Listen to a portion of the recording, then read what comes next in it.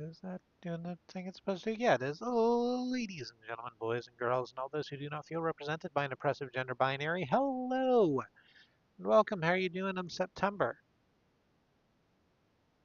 It's Friday.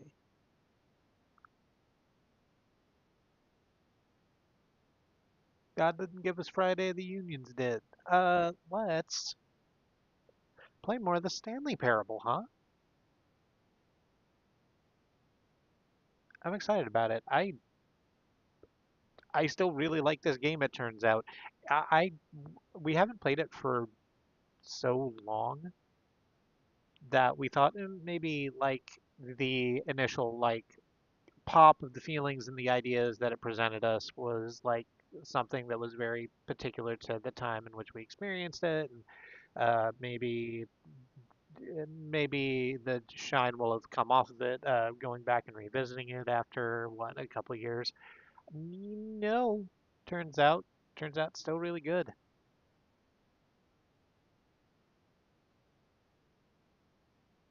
and I'm really excited to get into it. Hey, content warnings. Let's do that first, before we actually jump into the game. So the Stanley Parable is a game about hmm, it's a game about the the interplay of narrative and agency. I talked about this slightly more at length last stream, uh, as defined by the narrator who narrates everything we do in the game, and us, a grody little agent of chaos running around his world. Um, as a result of that, it plays with surrealist storytelling and uh, a lot of you. Uh, how do I phrase that better? Because that didn't actually mean the thing I meant it to mean. A lot of things where he is directing anger at the player of the game. And if that is something that you find discomforting, uh, then then this game has that, and maybe you don't wish to be involved in it. Similarly, the game also plays with some ideas of, for lack of a better term, I'm going to go ahead and call mental illness. I'm going to definitely do one of those endings tonight. I might do the other one too, just to get both of them out of the way. Um, but I know where those are, and I will be able to warn for them more specifically when I'm about to do them. So I think that's all I need to do for that. Content warnings for myself as opposed to the game. I'm a strange person who sometimes makes weird sex jokes or speaks frankly about my trauma, and if that's not your vibe, that's okay. If you find that you're comfortable with that, glad to have you here. Let's get into it. Jump in the line. Ooh, rock your body now. Jump in the line.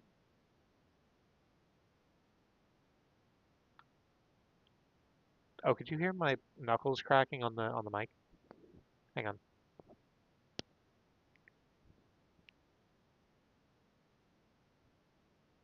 Hang on. Can I get the thumb? Oh, right. I need to hit the button so that you can see this because we're about to get some more settings, which is important. I swear to you. Please enter the current time. The current time as it stands right now is 8:55 because I'm starting late.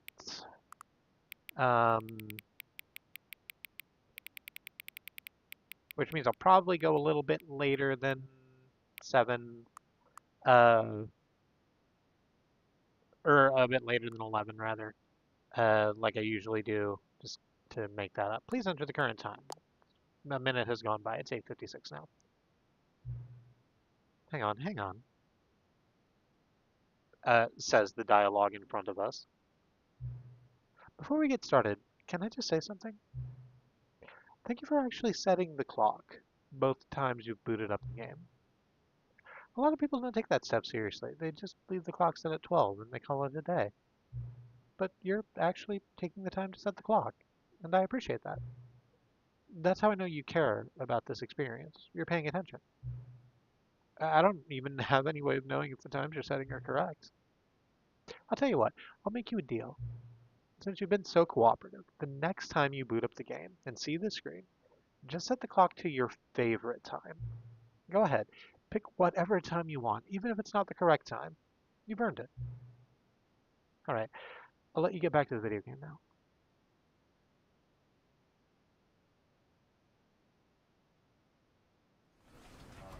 You are now playing the Stanley Parable Ultra Deluxe. So, last time, there's not, in the original Stanley Parable, there was not much continuous narrative. This is the story of a man named Let it Stanley. go through this? Yeah, I might as well. Stanley worked for a company in a big building where he was employee number 427. We heard this last week. Employee number 427's job was simple. He sat at his desk in room 427 and he pushed buttons on a keyboard. Orders came to him through a monitor at his desk, telling him what buttons to push, how long to push them, and in what order. This is what employee 427 did every day of every month of every year. And although others might have considered it soul-rending, Stanley relished every moment that the orders came in, as though he had been made exactly for this job. And Stanley was happy.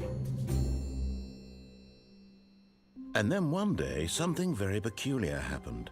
Something that would forever change Stanley. Something he would never quite forget. He had been at his desk for nearly an hour when he realized that not one single order had arrived on the monitor for him to follow. No one had showed up to give him instructions, call a meeting, or even say hi. Never in all his years at the company had this happened, this complete isolation. Something was very clearly wrong. Shocked, frozen solid, Stanley found himself unable to move for the longest time. But as he came to his wits and regained his senses, he got up from his desk and stepped out of his office. So there is not much continuous narrative to the Stanley Parable. It's meant to be like short runs where you either obey or defy the narrator's narration, and consequences arise out of that. But this is the Stanley Parable Ultra Deluxe, the sequel, basically. So last time we started in on the new content stuff, where we saw the new content of the Stanley Parable Ultra Deluxe, which was a ring in which one could jump sometimes, a number of times, and then stop. And that was it. And the narrator, having become frustrated by that, decided to revisit his old memories of the Stanley Parable's initial release. What could it mean? Stanley decided to go to the meeting room. Perhaps he had simply missed a memo. Where he got very mad about reviews, implemented a skip button, which caused us to skip to apparently far past the end of the world and had Stanley walk out into a desert. Consequences unknown.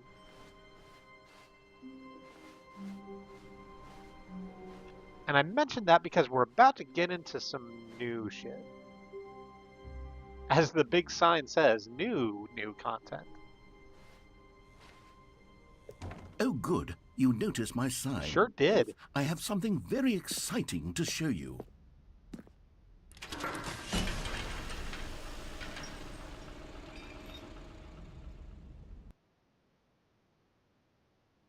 Let us see what the narrator has for us.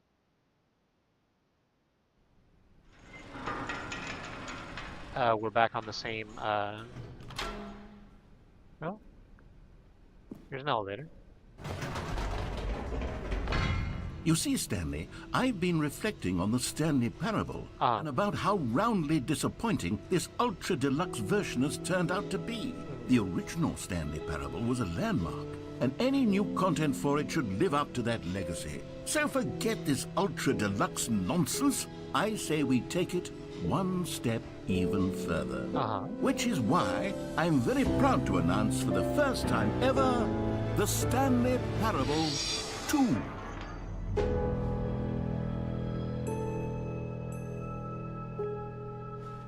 It's very impressive. I'm not gonna lie to You you. see, isn't this far superior to a measly re-release with a few minor additions? Think of all the new territory we'll cover with a fully fledged sequel. An entirely new experience, built from the ground up. Why, there are so many possibilities. It could go in so many different directions. This is what fans have truly been asking for. So I have to say, I know it's supposed to be goofy. Calling it the Stanley Parable 2 is just so much catchier than Ultra Deluxe, don't you think? Ultra Deluxe? What does it even mean? But the Stanley Parable 2, now that's an artistic statement right there. It's future-oriented. It screams progress and innovation and long-term franchising potential. I do love all of these posters for the Stanley Parable 2. We have in the... Oh, what font is this? It's not Impact, is it? I don't think so. It's too thin to be Impact. But a very blocky font that the Stanley Parable uses for most of its UI. The end is never the end again. Stanley's employee number 427 with the 2 highlight in red. Here the word 2 in various languages layered on top of each other. The number 2 drawn with the Stanley Parable Adventure line.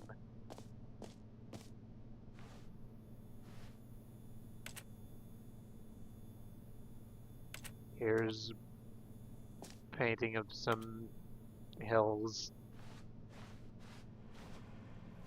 and or some mountains.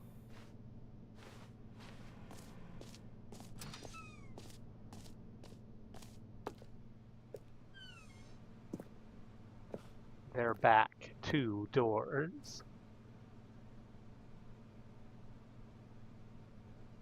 Boring sections of the chart in white. Cool red section of the chart in red. Good.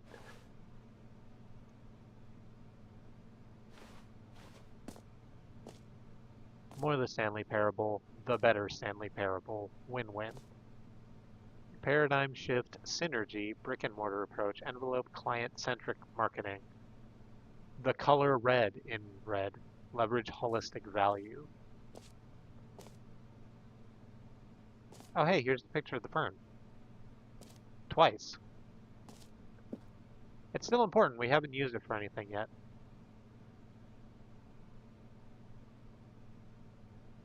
It's a bunch of treatments for the Stanley Parable 2 logo, I guess, in different fonts. Now, to be clear, I haven't quite nailed down what exactly the Stanley Parable 2 is going to be, but let's take a look at some of the features I've been developing for it. I figure that if I can loosely organize a handful of interesting concepts, that surely the game will sort of naturally spring up around them. It'll all work itself out. Game development is much more of a fuzzy magic than anything scientific or logical, really.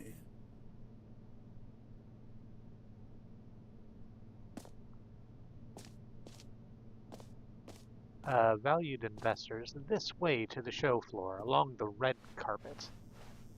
Wonderful. Let's go through this velvet rope queue out onto the show floor, which looks like it's in a convention space. Here we are. Go on, try out some of the new features. Okay. So first of all, right near the front we have the merch table, because obviously we have the merch table. This t-shirt is the best new feature. I don't think I saw that before. There's a QR code, which I'm pretty sure puts it at the sends you to the like actual merch store for this. Through this door, let's see, the button that says the name of the player that is playing the game. All right. For the Stanley Parable 2, Mm-hmm. I asked myself, what do players really want? And of course, the first and most obvious answer is that they want to be individually recognized and validated as people. So with that in mind, my first addition to the game is this button which speaks the name of the person playing the game. Isn't that wonderful? I mean, it could be. Another big sign, the button that says the name of the player that is playing the game, try it here. It's a big yellow button with a word bubble on it that says name. And so we press. Jim. Sorry, I should have clarified. Right now, the button only says the name Jim. But of course, in the final game, this button will say your name, whatever name that is. Here, let's have you role play as Jim to really simulate the full experience of this feature. Okay. Just play along. I promise you'll love it. Sure. Okay, here we go. Let's take a deep breath, clear your mind, forget whoever you are, and simply become a person named Jim.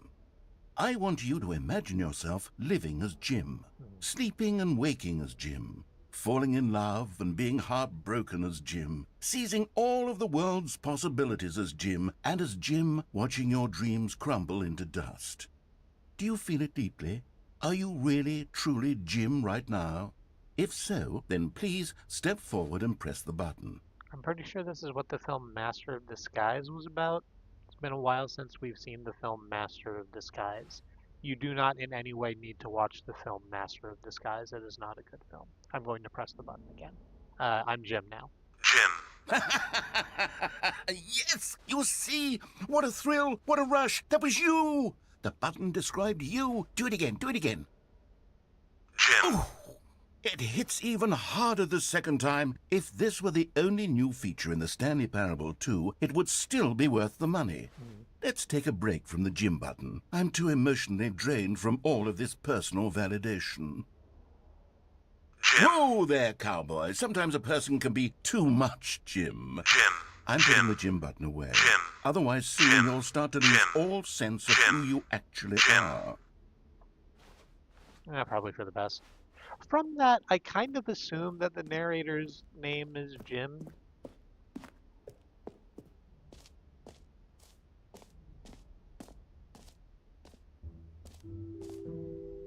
I suppose I could allow only people named Jim to play the Stanley Parable 2. That would actually save me the work of finishing this feature. As we exit, the massive sign now just says exclusive. The button that says Jim.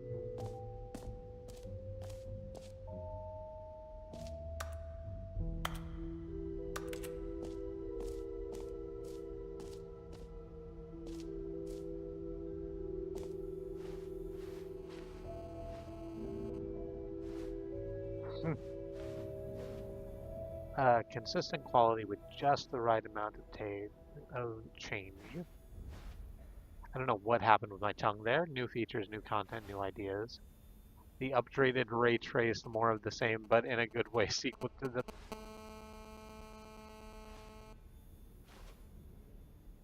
A whole new office. The baby is all grown up. The baby from the game's ending that we saw last week now is a baby's head on top of a man's body, with a tie, hurtling towards a fire, except the fire is now labeled bankruptcy. The things that adults worry about, like bankruptcy. Over this way, we have the Stanley Parable 2 Reassurance Bucket.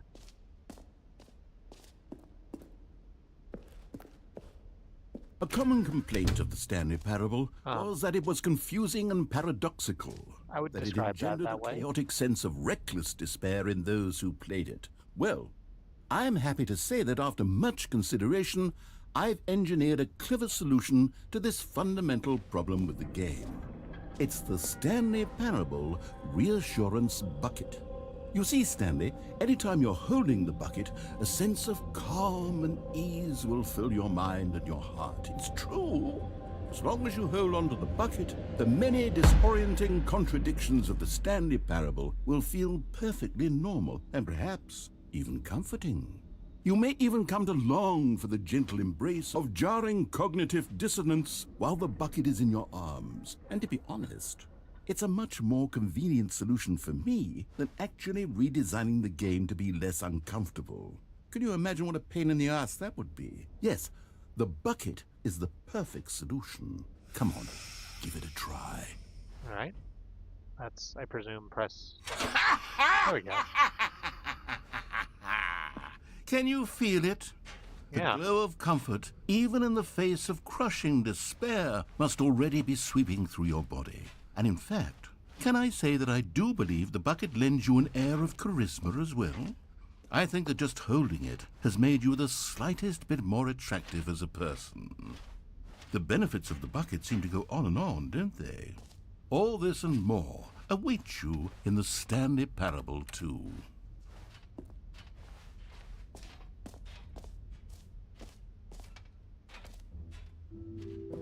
People have told me Does that I anyone look. give out awards for most enjoyable bucket No. in a video game? That really should be an award if it isn't already. I was about to say people have sometimes said that I look more attractive with a bucket on my head, but that's self-harming language, and I'm trying to get rid of that.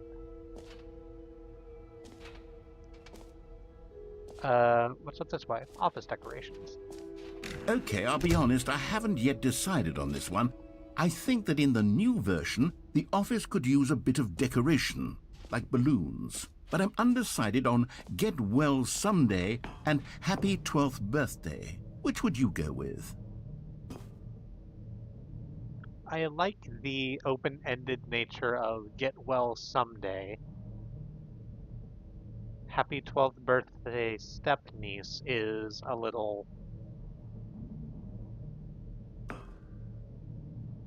Yeah, I think get well someday. Sometimes when you solicit another person's opinion, it makes you realize that you knew which one you actually really wanted all along. Happy 12th birthday, step-niece it is. Great.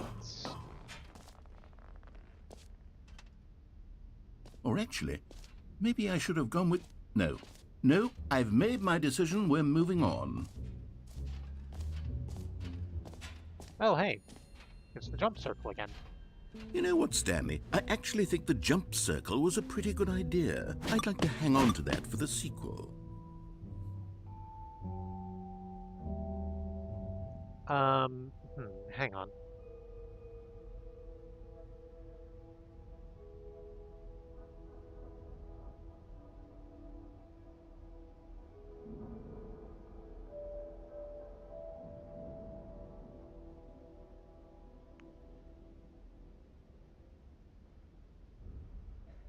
I'm just gonna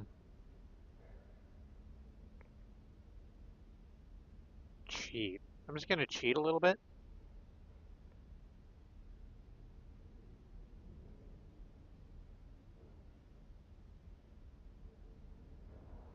I'm just gonna cheat just a little bit.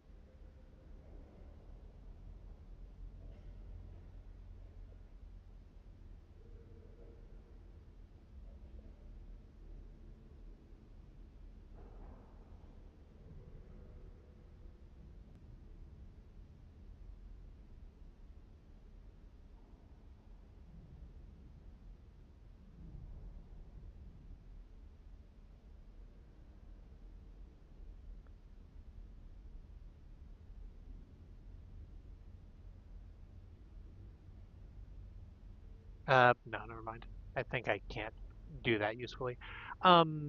If I were to restart the game from right here, I would start back in the beginning of the office, but I would still be able to do jumps. And there are things that you can do when you have jumps that you wouldn't be able to do otherwise. But I would have to sort of plan my route in order to make full use of that. And I don't feel like doing that right now. Or rather, I should have done that before starting and didn't. So for now, we're just going to leave the jumps as a theoretical thing over there. We have 23 more, I guess. Over here we have the infinite hole. It won't end.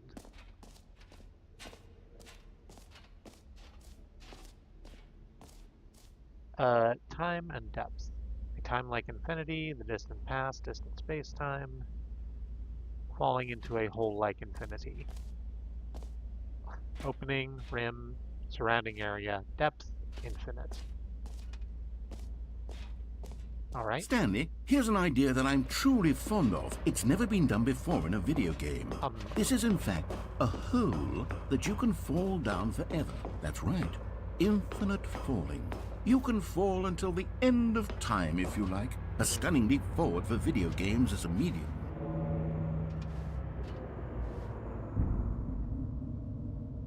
Cool. I mean, I guess we're meant to jump down the infinite hole, so why not? We still have the bucket, by the way. You see, isn't it wonderful? One of my more ingenious concoctions, if I do say so. Now then, since you've gotten to see the infinite hole, you can press the teleport button to pop back up to the top, and we can continue onward. Press G to return to the surface, but I'm not going to do that. Now, I don't mean to be a bummer, but I do recommend you use the teleport button to go back to the top. Maybe do it on the sooner rather than later spectrum of things. I mean, I wanted to get what I paid for. It's an infinite hole, bud. Okay, Stanley, I don't know quite how to say this tactfully, but it's possible that I slightly exaggerated the infinite nature of the hole. Is it a very, very deep hole? To be certain it is. It's an extremely deep hole. Barely I don't want anyone to say that it isn't an astonishingly deep hole. It is. Is it infinite? Well, that sort of depends on your definition of infinity. From one perspective, the infinite is merely philosophical in nature. It's more of a... Okay, well, good for you. You found the bottom of the hole. You found me out, Stanley. I'm a liar and a cheat, and you're so clever. Look, I think the issue here is just that you're unusually fascinated by falling. I've had people tell me that. What person actually wants to fall infinitely? I figured the hole was as deep as anyone would actually need. Don't you put this on me. Maybe you're the problem. Look, things got a little heated there. I think we both said some things we didn't mean. Why don't we just put all this behind us and agree to just call the hole mostly infinite? If that works for you, then go ahead and press the teleport button to warp up to the top of the hole and we can move on. I'll just be up here when you're ready. It's practically infinite for any useful purpose. Great. Sure. Now, I'm very excited to show you even more of my ideas for the sequel. On the other hand, the hole is still here. Oh, for heaven... You see, I was right. The problem is you. The problem is that you like holes too much. Not normal. A normal person would have said, yep, that's an infinite hole right there, goes on forever till the end of time. Don't need to see it all, but not you. Oh, no, no, no, no. You have a weird sort of... Oh. Did the hole seem even shorter to you this time? I couldn't help but feel like you spent a little less time in there than you did before. I mean, admittedly, I didn't make an infinite hole, but I didn't think it was that not infinite. Well, I suppose once again there's nothing to do here. If you decide you've had enough of the hole, you can hit the teleport button and come join me up above. Had enough? I'm positively thrilled. I really do have so much more to show you and to talk about, and I've had enough of the hole for a lifetime. Sure, but I've had 2 interactions with the hole, and they had different results, and so I simply must see what happens the 3rd time. Gosh, how could I have guessed? You're back in the hole. If this starts to become a thing where... Wow. Okay. Yes. I'm starting to become extremely certain that the hole is not only not infinite, but that it's growing steadily less and less infinite. I suspect that I'm starting to hit the point where it's no longer feasible to call the hole infinitely deep, even by the lax overall standards for accountability and marketing. What's going on here? Stanley, I have no explanation for the uncertain nature of the hole's length. Here, let's try something. Let's pop back up to the top, and we'll see if it gets any shorter. Well, there it is. Oh. The shame of my lie has come to haunt me. Not only is the hole not infinite, but it's barely even a hole at this point. It's more of a concavity, or even a very aggressive divot. Yeah, I can see the bottom of it from here and everything. How is this still appealing to you? I know you're obsessed with holes, but at this depth, I just can't see this scratching the itch. Oh, who am I to judge? You just do whatever it is you're here to do and hit the teleport button when you're ready to move on. All right.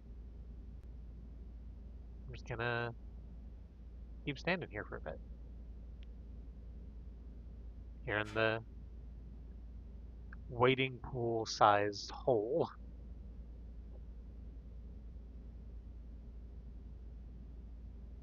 You ever have one of these?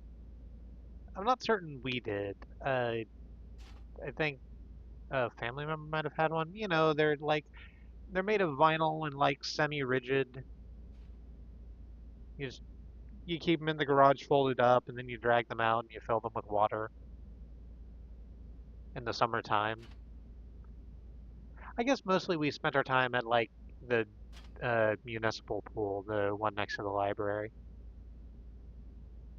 when we were growing up.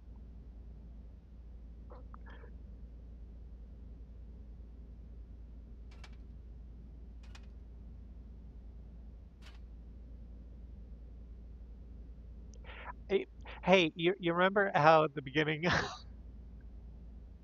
said I might talk about the trauma? Hey, here comes a part of that. So there was this one time where our mom like sort of aggressively introduced us to one of the lifeguards. And at the time, I just thought it was really weird because like we'd seen him around before. It was like whatever, he works there. And knowing what we know now is like, oh, she was absolutely having an affair. Anyway, press G to return to service. Hmm. Hmm. Is the, teleport button not working? You sure? Eh? Well, I mean, I really don't have an explanation. It was working just a... Still nothing? Yeah. Well, I suppose there is one thing I can do to fix this. Okay. I'm out. Goodbye, Stanley. You couldn't bear to be away from the hole, and now you'll get more time with it than you could ever have asked for. It's a win for everyone. You get to be with the hole, I get to do literally anything else. Take care, Stanley. Oh well. I hope you and the hole have a wonderful rest of eternity together. Well. Okay. I'm in the hole now. There's a whole bunch of cigarette butts down here. I mean, I say cigarette butts, they're like whole half of cigarettes. I could take up smoking again and make that incredibly bad decision.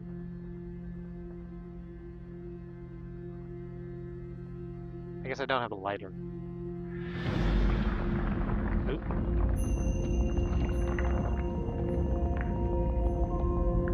The floor to the hole is sinking. I guess this is why it got considerably less infinite. The bottom moves.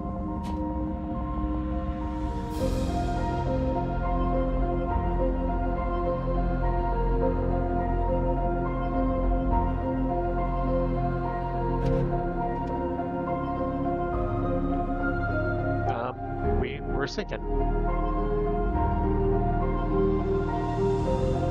Press F to change your perspective. Ooh. Doing that took us out of the first person view that we're usually in and has shown us Stanley from a considerable distance going down the hole. Oop. Now it's still third person, but up and at like a Dutch angle. That's very close to Stanley's face.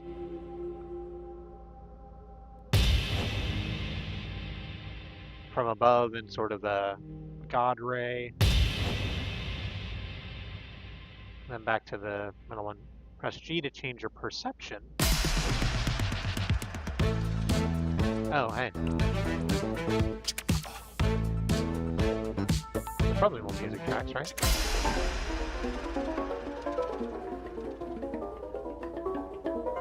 That was a little experimental. I don't dislike it. What else is there?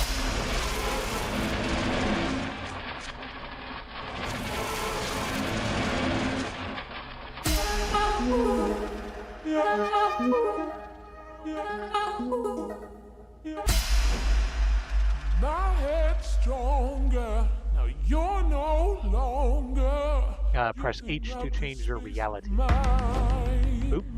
Okay, so the darkness which had surrounded the sinking hole has turned beige. Now a red ocean. Using up this space of mine. Now my head's stronger. Now you're no longer a stratum of dirt with bones in it. My head's stronger. And now puppies drinking from bowls. No longer using up I'm gonna leave it on puppies drinking from bowls. What does change yourself mean? I mean, I presume. Yep. Now you're no longer. Well, that's a robot. Using up this space. Let's get closer to Stanley so we can see that. Red robot with like a TV head. Very cute. Stanley now upside down on his head. Still in the ramrod like basic pose. Stanley with quite a large head, looking like something out of Coraline, maybe. Stanley! Stanley! Oh, hey. Oh, good, you're awake. It seems you had sort of dozed off there, drifting away into dreamland. But we can't have that, Stanley, because this hole is just so darn fascinating that I want you to be wide awake for every second of it. You don't want to miss a single moment. So how about if I just pop in from time to time and wake you up to keep you really, truly focused on the hole? From the looks of things, you and I will have many, many years here in this hole, and I'm looking forward to all of them. Stay alert, Stanley. I'll be back. Toodlepip. Wheelp.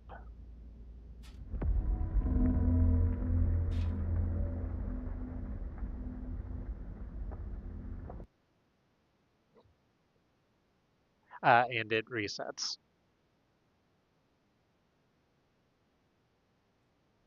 Here we are. Go on, try out some of the new features. That was fun. Let's see what else is here. Free, new and easy achievement. It just works. I can't believe it's that simple. Sure.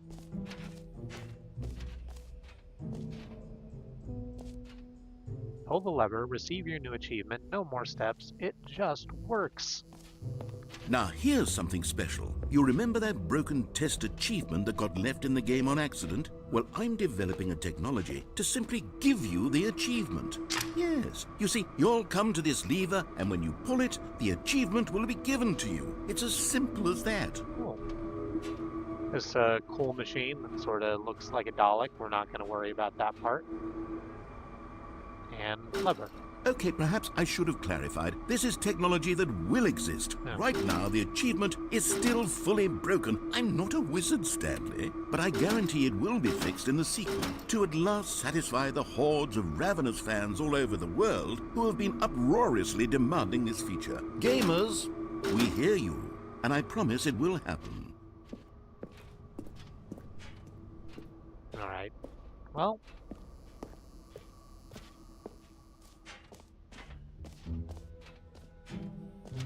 What else we got? What else? What other exhibits haven't we seen yet? There's an exit over that way. What? Map, merch, bucket, office decorations. And what we're missing, I guess, is collectibles with this great big cartoony version of Stanley outside, slowly rotating on its plinth. We step into a star field. Now it's a real video game. In the Stanley Parable 2, you'll run around gathering up these miniature Stanley figurines. And what's truly innovative is that there will be no reward for collecting all of them. I don't want to stifle the intrinsic joy of watching a number go up. You simply collect all of them, and then you move the hell on with your unremarkable life. We get closer to the source of the glow in the distance, which turns out to be a figurine surrounded by grasping figures. Hey, 1 of 6.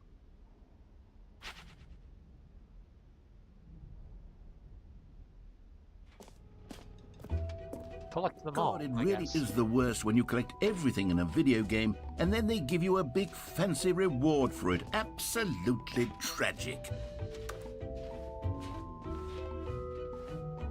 Can I get into the Settings World Championship green room? Because I have played this before and I do have that achievement unlocked.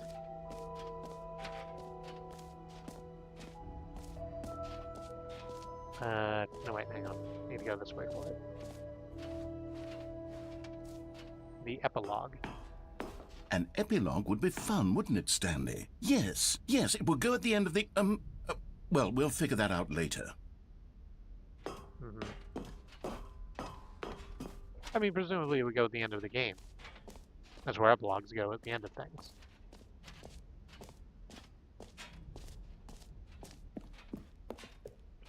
If what's past is prologue, is what's future is epilogue. Okay.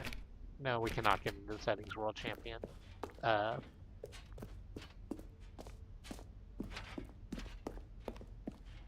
Door at the moment, so I guess we just exit. I think that's all of the content that they have here.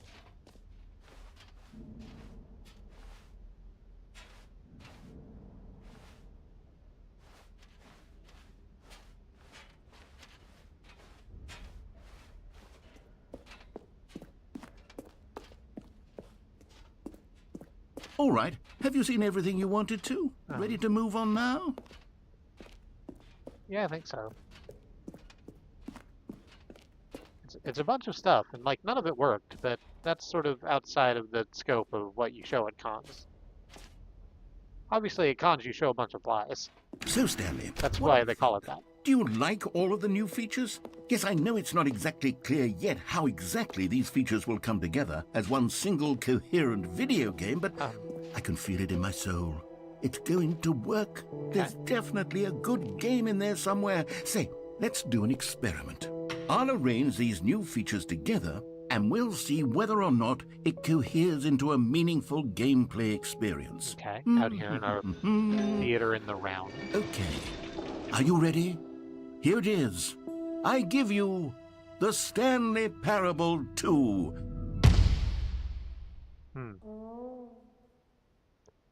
Well? I mean, there's potential here, right? It's sort of... Okay, never mind. Hold on. I've seen worse add-ons. Arrangement. Okay, yes, this is much better. I feel good about this. Here we go. Version 2. Okay, well... Who am I kidding, Stanley? This isn't a coherent video game at all. It's a lot of gags. And I do very much enjoy creating gags, but they don't add up to anything. I wanted more than anything to create a sequel that would capture all the magic of the first game. I wanted fans to love it. No matter how good these gags are, they won't stand on their own. They would need the structure and the gameplay of the original. Wait, maybe that's it. I can take the original Stanley Parable and simply, well, insert a few of my new features into it. Tastefully, of course. With respect. With care for the vision and integrity of the original game. Would it possibly work? I suppose it could. But it would need a really, really tremendous title screen. A title screen that says with bold and uncompromising conviction, "This is the Stanley Parable 2." Let me see if I can whip something up. All right, perfect. Go ahead. Take a look.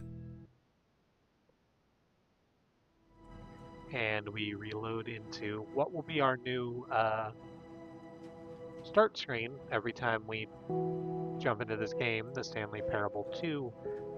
A long, continuous hallway awash in red with a whole bunch of office gewgaws on either side.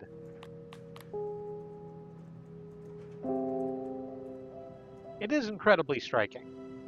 Let's begin the game again.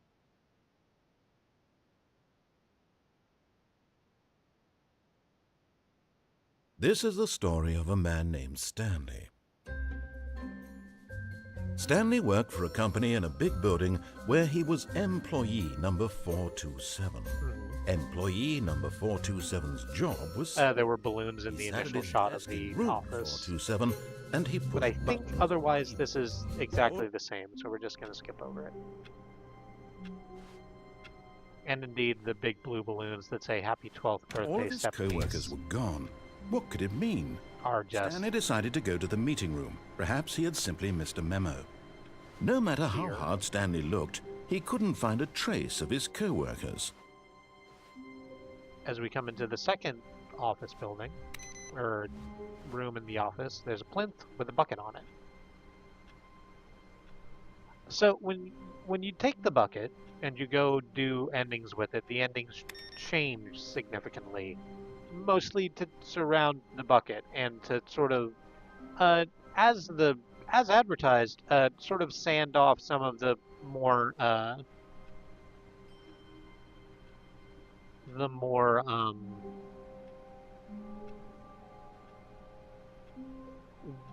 I say rough, but I don't mean the rough in the sense of like unfinished or unpolished. Rough in the sense of like difficult to handle emotionally.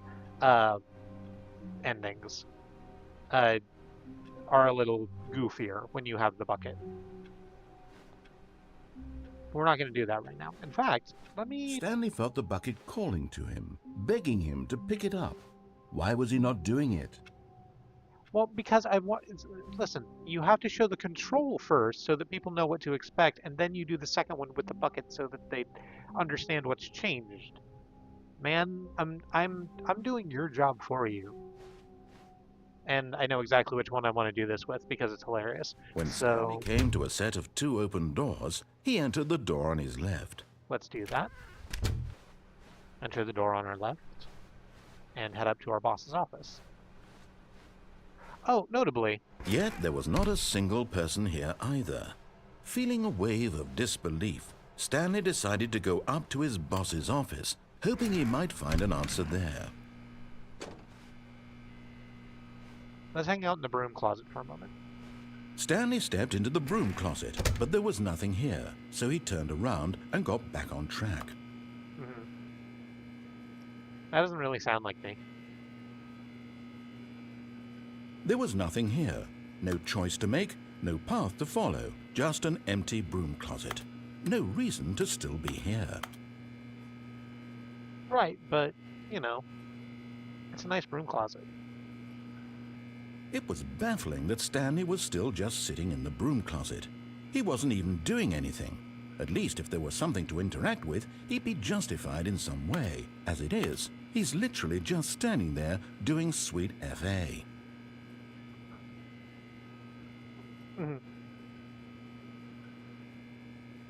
Are you really still in the broom closet? Yeah. Standing around doing nothing? Why? Please offer me some explanation here. I'm genuinely confused. Well, there's a massive pipe wrench, and I like those. You do realize there's no choice or anything in here, right?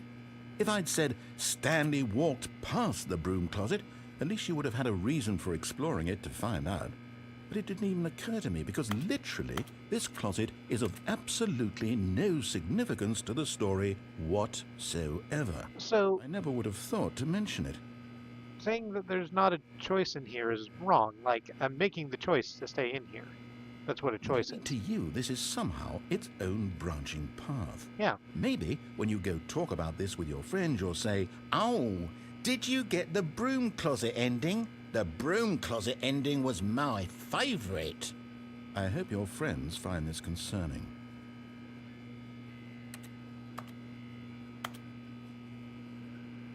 Stanley was fat and ugly and really, really stupid. All right. He probably only got the job because of a family connection. That's how stupid he is. That or with drug money. Also, Stanley is addicted to drugs and hookers. That's just mean. For all parties involved. Well, I've come to a very definite conclusion about what's going on right now. You're dead. You got to this broom closet, explored it a bit, and were just about to leave because there's nothing here, when a physical malady of some sort shut down your central nervous system and you collapsed on the keyboard.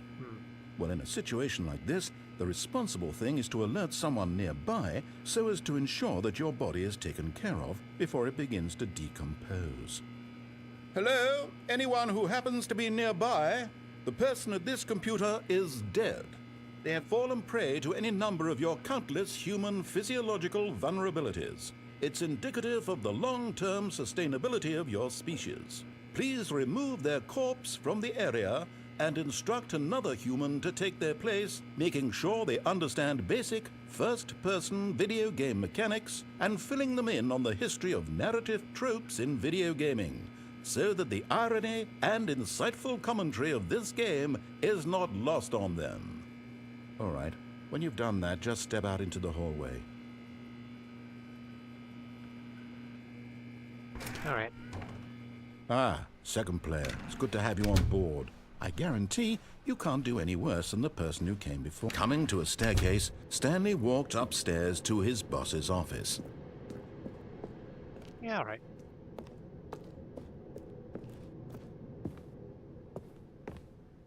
I didn't come in here before, but there is an executive bathroom.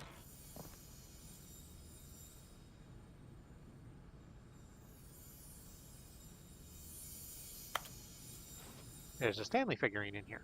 You found one of them. One of the miniature Stanley figurines. Remember, no reward for collecting all of these, only the intrinsic pleasure of a job well done. You can't buy that sort of happiness, Stanley. God knows I've tried. So, I implore you to savor each and every moment you come across one of these beautiful figurines.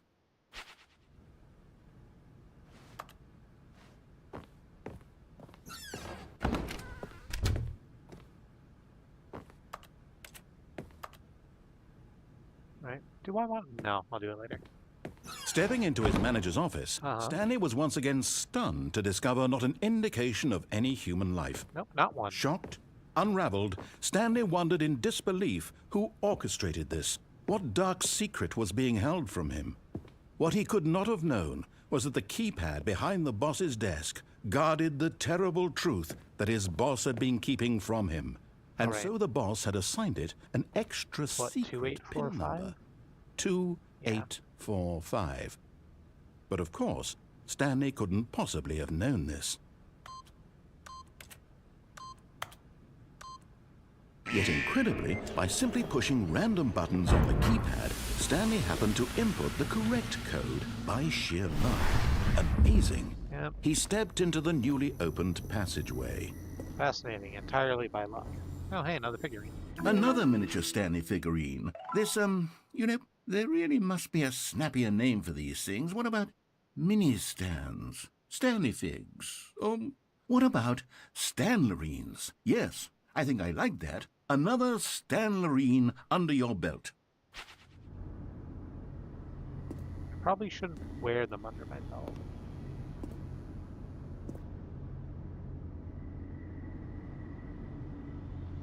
It seems like a bad place to wear them.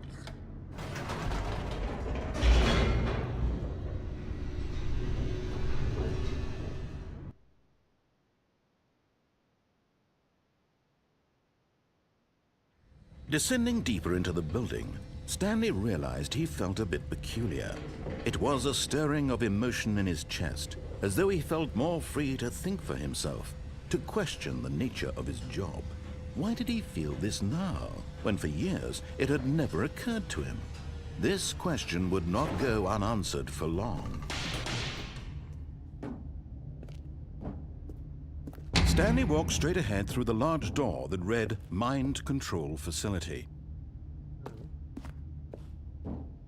We go through those big doors out to the light circular platforms with the buttons. Room packed with television screens. What horrible secret did this place hold? Stanley thought to himself. Did he have the strength to find out?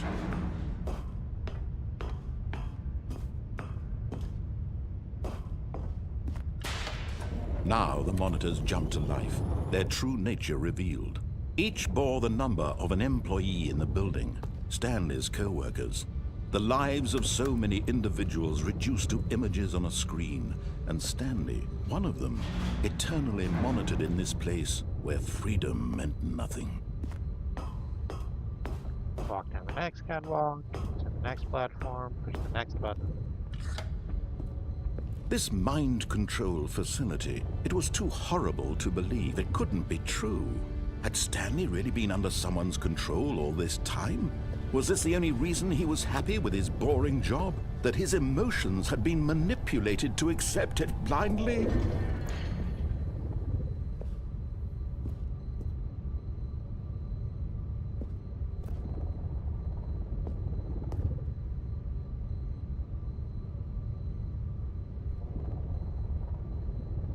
I'm trying to remember how to do this part. There's a way to get this to open. To do a goofy little thing that doesn't actually contribute to the ending at all.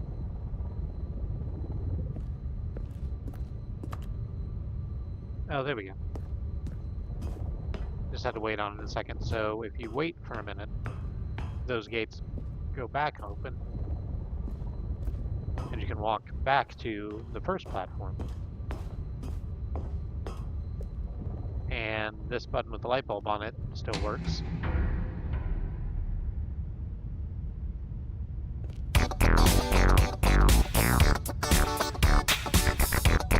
Turning the screens into disco lights.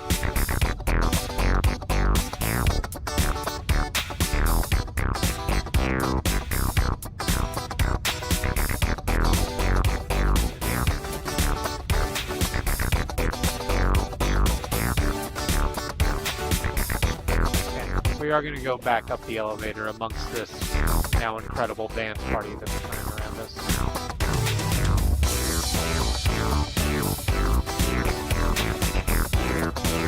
No, he refused to believe it. He couldn't accept it. His own life in someone else's control? Never. It was unthinkable, wasn't it? Was it even possible? Had he truly spent his entire life utterly blind to the world? So I wanted to do that because we're about to do one of the more downer the heart of the operation. endings. Controls labeled with emotions. Happy, or sad, or content. Walking, eating, working, all of it monitored and commanded from this very place.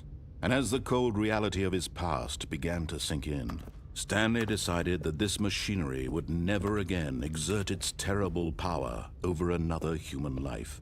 For he would dismantle the controls once and for all.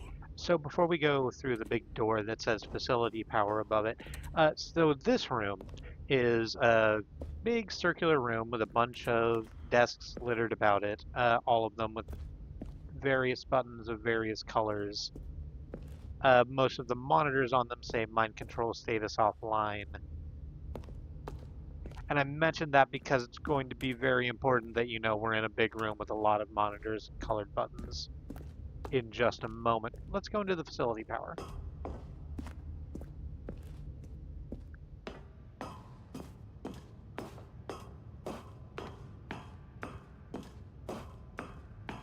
And when at last he found the source of the room's power, he knew it was his duty, his obligation, to put an end to this horrible place and to everything it stood for.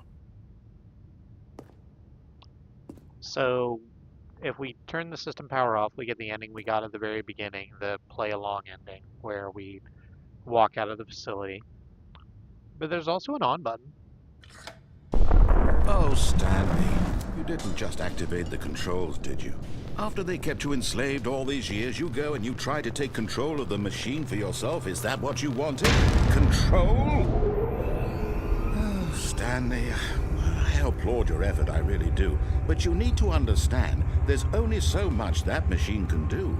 You were supposed to let it go, turn the controls off, and leave. If you want to throw my story off track, you're going to have to do much better than that. I'm afraid you don't have nearly the power you think you do. For example, and I believe you'll find this pertinent, Stanley suddenly realized he had just initiated the network's emergency detonation system. In the event that this machine is activated without proper DNA identification, nuclear detonators are said to explode, eliminating the entire complex. How long until detonation then? Let's say, 2 minutes. Ah, now this is making things a little more fun, isn't it, Stanley? It's your time to shine. You are the star. It's your story now. Shape it to your heart's desires. Oh, this is much better than what I had in mind. What a shame we have so little time left to enjoy it. Mere moments until the bomb goes off. But what precious moments each one of them is. More time to talk about you, about me, where we're going, what all this means. I am wandering around the facility and pressing a whole bunch of buttons. What's that? You'd like to know where your co-workers are? A moment of solace before you're obliterated? All right, I'm in a good mood. You're gonna die anyway. I'll tell you exactly what happened to them.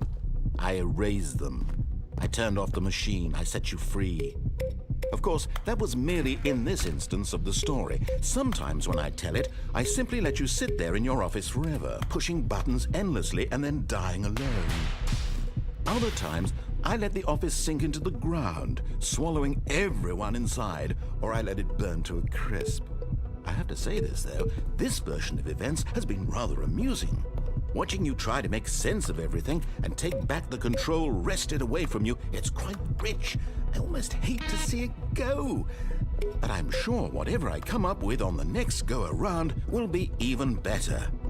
My goodness, only 34 seconds left. But I'm enjoying this so much. You know what? To hell with it. I'm going to put some extra time on the clock, why not? These are precious additional seconds, Stanley. Time doesn't grow on trees. Oh dear me, what's the matter, Stanley? Is it that you have no idea where you're going or what you're supposed to be doing right now? Or did you just assume when you saw that timer that something in this room was capable of turning it off? I mean, look at you. Running from button to button, screen to screen, clicking on every little thing in this room. These numbered buttons, no, these colored ones. Or maybe this big red button, or this door.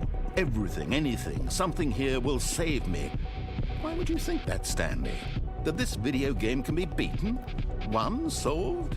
Do you have any idea what your purpose in this place is? Stanley, you're in for quite a disappointment. But here's a spoiler for you. That timer isn't a catalyst to keep the action moving along. It's just seconds ticking away to your death. You're only still playing instead of watching a cutscene because I want to watch you for every moment that you're powerless. To see you made humble.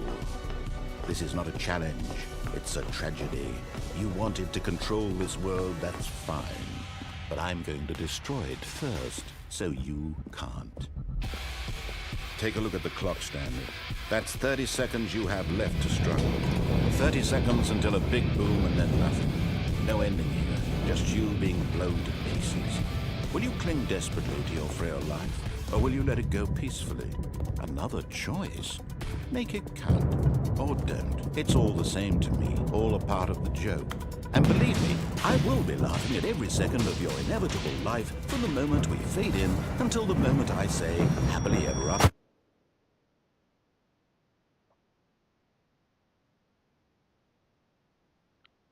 So generally,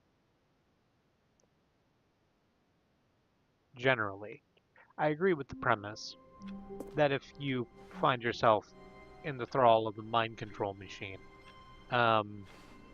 All of his co-workers were gone. What could it mean? Stanley decided to go to the meeting room. Perhaps he had simply missed a memo. the correct decision is to turn it off and walk away and not try to take control of it. That just...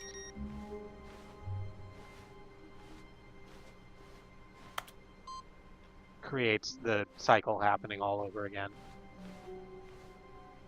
I don't know if I would be quite as vicious about it as narrator has, but he's coming from a very different perspective.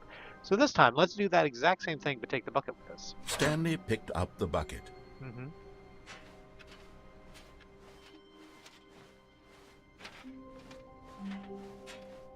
Stanley clutched the bucket tightly to his chest and entered the door on his left. Alrighty. Me and Bucket. Going on an adventure.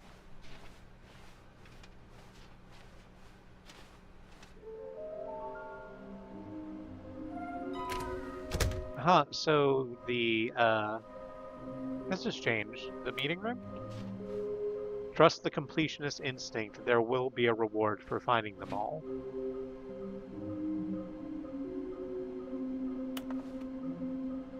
Places to search for this figurine finders club.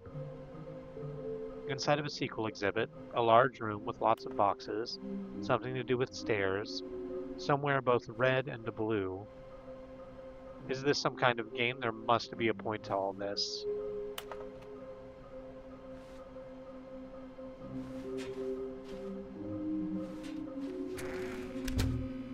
We can go back in the broom closet.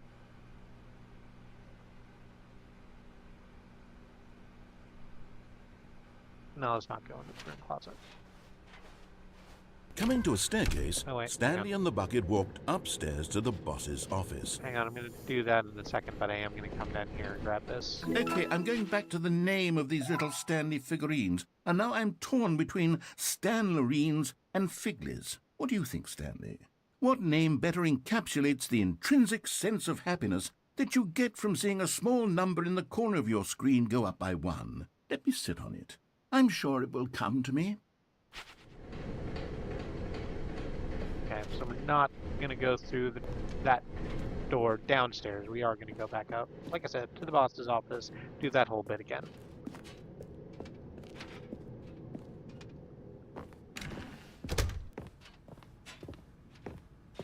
Stepping into his manager's office, Stanley was once again stunned to discover not an indication of any human life. Crushed by the weight of this revelation, Stanley may have broken down into an emotional dumpster fire, if not for the soothing presence of the bucket.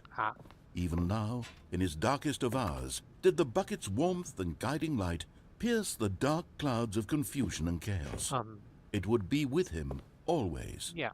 The bucket would. And he knew it. The two of them were inseparable. At this point, Stanley was so absorbed in the tender spiritual connection he shared with the bucket that he didn't notice the keypad behind the boss's desk. Okay. Nor in his bliss of simply being near the bucket did he have any notion that the PIN number for the keypad was 2845. Okay. 4 or 5. Nope, 5. But Stanley guessed the correct code by sheer luck. Yeah, but Was amazing it how lucky. you all along? Was the bucket guiding him? Yes, this is certainly the most logical explanation.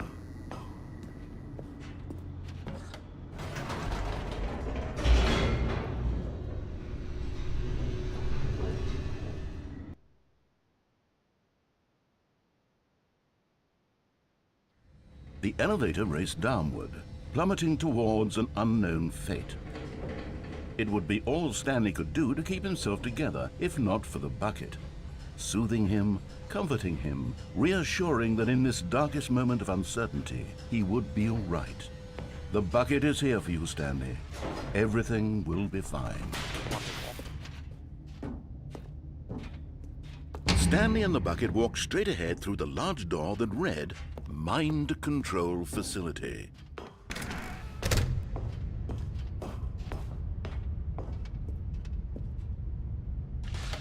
The lights rose on an enormous room packed with television screens. What horrible secret did this place hold? Stanley and the bucket both wondered to themselves. Walk forward to the next platform, and the next button. The monitors jumped to life, and Stanley nearly dropped the bucket in shock. Everyone in the office was being videotaped, monitored like guinea pigs. The bucket had never seen anything like this, and it very nearly burst into tears as Stanley cradled it gently, reassuring it that everything would be fine.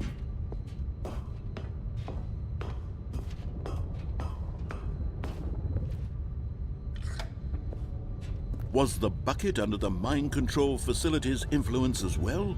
Had the bucket been told to do things it didn't wish to do? What kinds of things does a bucket want to do or not want to do in the first place? These questions raced furiously in Stanley's feeble mind. I was about to say, I suppose what a bucket wants to do is to be full of liquid, or other things, but I guess that's just what a bucket is designed to do. That's not the same thing.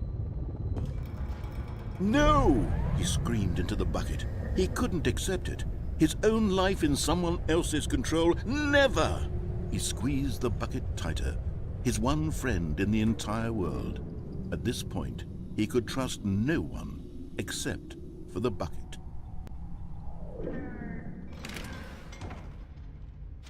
Here But we are here back in was the the big room. proof. The heart of the operation. Controls labeled with emotions, happy or sad or content. Walking, eating, working, all of it monitored and commanded from this very place. And as the cold reality of his past began to sink in, Stanley decided that this machinery would never again exert its terrible power over another human life. For he and the bucket would dismantle the controls for good. Two best friends, Stanley and the bucket, up against the world. They high-fived in a really cool way, and the bucket made a sassy comment about taking down the system. So, when we hit the system power before and turned it on, we got that very, very bleak ending. Uh, but we have the bucket now, and the bucket makes us feel calm and doesn't let us see bleak things. So, But at the last second, the bucket jumped in and pressed the button to turn on the controls. Stanley gasped in horror. Had this been the bucket's plan all along? To take over the machine and claim the power for itself? How could the bucket have betrayed him like this? Stanley was prepared to throw the bucket away in disgust when suddenly an image appeared upon the enormous screen. Birds.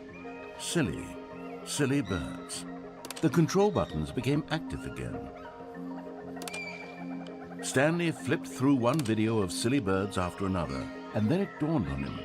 This wasn't a mind control facility at all.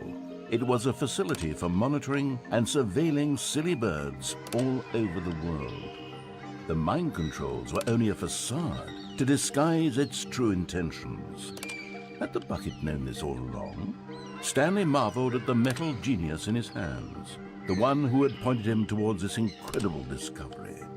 Stanley and the bucket never found freedom because they spent the rest of their lives here in this place, flipping through live streams of the silliest birds imaginable. Of all the possible paths his life could have taken, this one was surely the best. And Stanley was happy.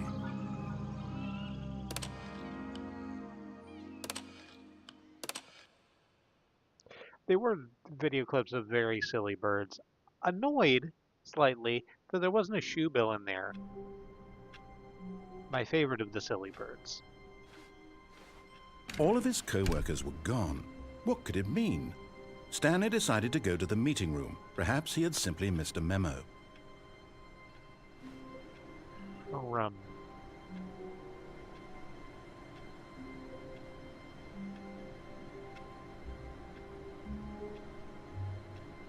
so I think, what time is it? It's 10 o'clock. I'm gonna do the break real quick. The sequel is now paused. I wasn't prepared for that, had forgotten it. Uh, so I'm gonna go to the break real quick, and when I come back, I think I'm gonna do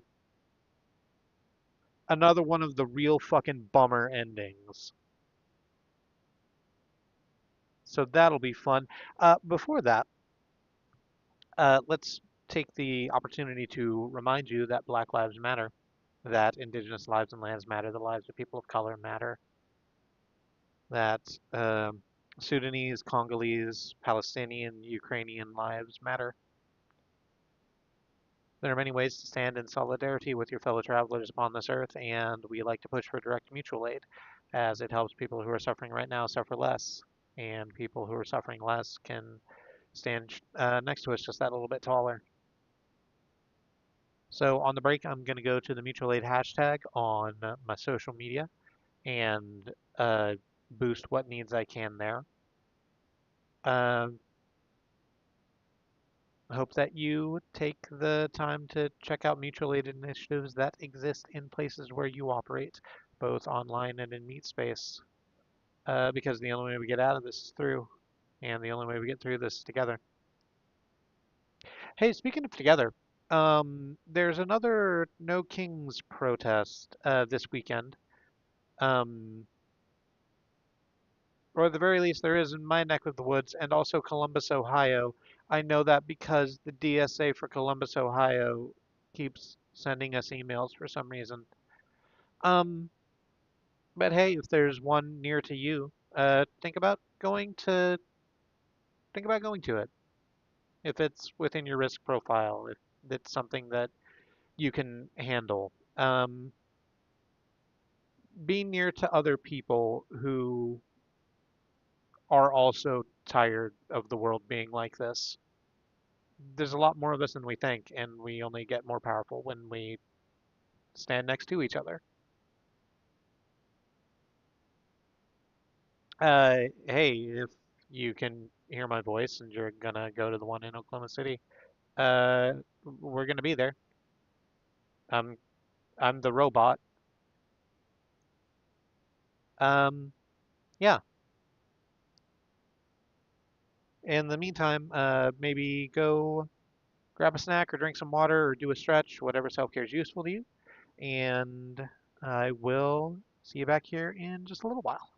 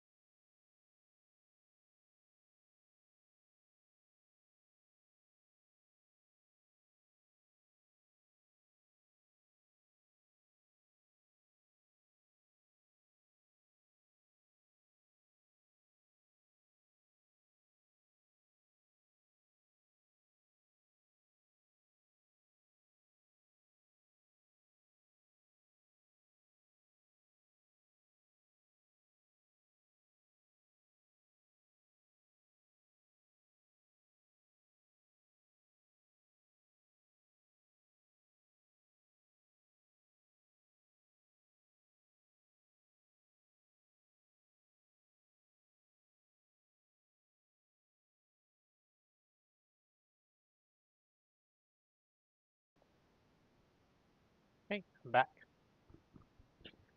There's not apparently much to learn from the Wikipedia entry for the Pilgrim Reformed Church Cemetery, but let's learn what little about it is there. It's in North Carolina, apparently.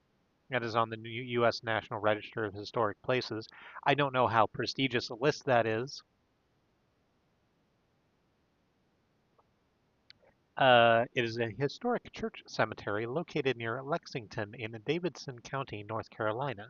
It is associated with Pilgrim Reformed Church. I don't know anything about the Pilgrim Reformed Church, and it doesn't have its own link to click through. Founded about 1757 by a man by the name of Valentine Leonhard,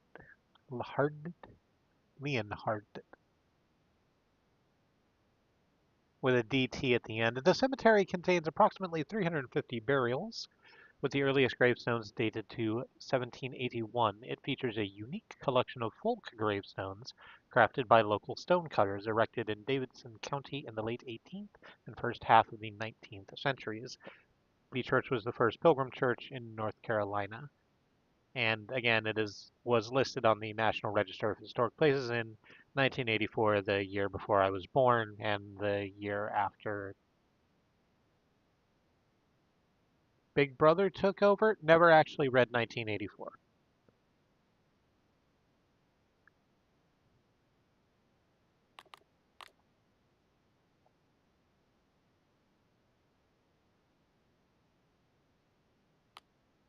Okay, so hey, I promised another downer ending, so let's do that. We might get a break in between there, um, but we're gonna go to the warehouse and do some shit in there. I'm gonna leave the bucket where it is.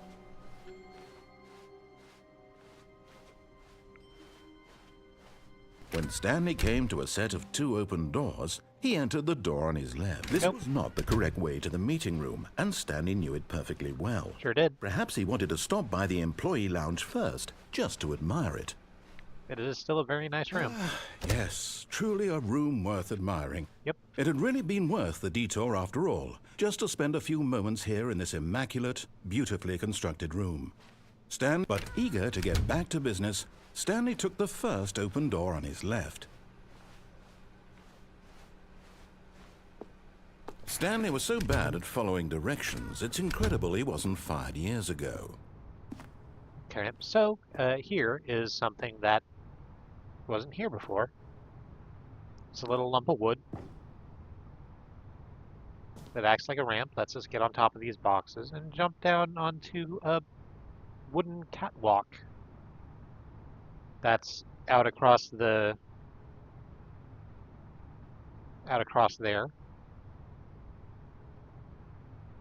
where we can very clearly see a Stanley or Figley, whichever.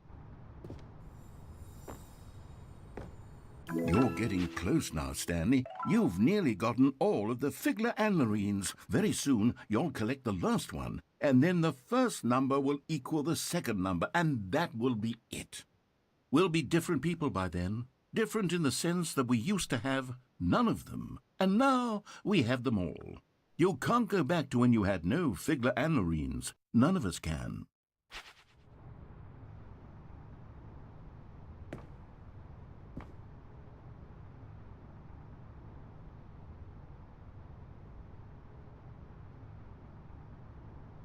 I'm looking at this catwalk, and I hadn't bothered to think about the construction of it before. It is just a bunch of planks, sort of put end to end, without any real place for support. So I think that it could stay up on its own if someone just put this here. Like if someone just took all these planks and nailed them together in the exact way we're seeing and put them in the exact place we're seeing them. Because there's like places on either side to anchor it to the stacks of boxes. But I really don't think it would support the weight of a person.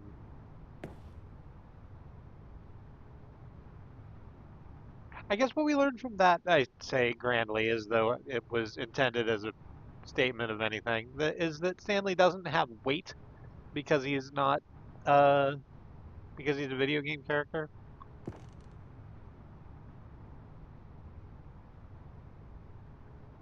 I think that. Here's this air duct. Let's go into the air duct. Ooh. Stanley had now gotten himself so far off the beaten path that it seemed the office had begun. So far off the beaten path that it seemed the office had begun. So far off the beaten path that it seemed the office had begun. So far off the beaten path that it seemed the office had begun. So far off the beaten path. So this is another warehouse room with so far off the beaten path audio cassette tapes all over the floor. So far off the beaten path that it seemed the office had begun. So far off the beaten path that it seemed the office had begun. So far off the beaten path that it seemed the yeah, they're all labeled narrator dialogue. That it seemed the office had begun. Leading to this tape deck that says narrator sound system. So far off the beaten path. We just turn it off. You didn't think I was actually just a recording, did you? No. What a silly and trite explanation that would be. All the back and forth between you and me, all the absurd adventures we've been through, and it all turns out I'm just a tape recording? It was all just in Stanley's head. I bet that's the kind of twist you think is revelatory. I bet each and every time you watch a movie where it turns out all to be in the main character's imagination, you must absolutely bolt off the couch in pure shock at the phenomenal and intricate storytelling. It must be so simple to be you. Life being an unending waterfall of surprises and delights. How much more exciting you must find the world than the rest of us do. Right. Now I've become sad. Look what you've done to me. This is all your fault. Okay, listen. Fight Club was a good movie. Secret Window was an okay movie. All of his co-workers were gone. What could it mean? Stanley decided to go to the meeting room. Perhaps he had simply missed a memo. Okay, let's go back out to the warehouse and do the thing that I actually intended to do. When Stanley came to a set of 2 open doors, this was not the correct way to the meeting room, and I'm just Stanley gonna knew it sort of perfectly well. jam past Perhaps he the wanted to stop narrator's by the dialogue employee lounge first, rather just to than admire letting him it. like go through it. Wow, yes, this room. But eager to get back to business, Stanley took the first open door on his left. Not doing that either. So we're gonna jump off the catwalk again. Stanley was so bad at following directions, it's incredible he wasn't fired years ago. And rather than, or jump off the people mover onto the catwalk rather, and rather than like continually thwarting the narrator's ideas and going through the blue door, we're gonna go through the red door over here like he asks. Look, Stanley, I think perhaps we've gotten off on the wrong foot here. I'm not your enemy, really, I'm not. I realize that investing your trust in someone else can be difficult, but the fact is that the story has been about nothing but you all this time. There's someone you've been neglecting, Stanley. Someone you forgot. What? Really? I was in the middle of something. Do you have zero consideration for others? Are you that convinced that I want something bad to happen to you? Why? I mean, you just blew me up a little while Sure ago. of this, but I really do want to help you, to show you something beautiful. Look, let me prove it. Let me prove that I'm on your side. Give me a chance. Now listen carefully, this is important. Stanley walked through the red door. Now I know what I just said about going through the red door, but we're not gonna do that yet, because here's this other door over here that's open with the last Stanley in it. And there it is. The last Stiggly Wiggly. Savor this moment, Stanley. This is a real accomplishment. This is doing something just for the sake of doing it. Where so many people expect to be rewarded for the most trivial achievements, you've insisted that a job well done is its own reward. I would tell you that I'm proud of you for collecting them all, but that would be like a reward, and we can't have that. So, instead I'll just say, it's done. We're all done here. And now we can go to whatever the hell you were doing before you hunted for figurines. Okay. So through the red door. Oh, thank God you are willing to listen to me. Do you see that I really have wanted you to be happy all this time? The problem is all these choices. The two of us always trying to get somewhere that isn't here. Running and running and running, just the way you're doing right now. Don't you see that it's killing us, Stanley? I want it to stop. We would both be so much happier if we just stopped. And I think I have a solution. Here, let me show you.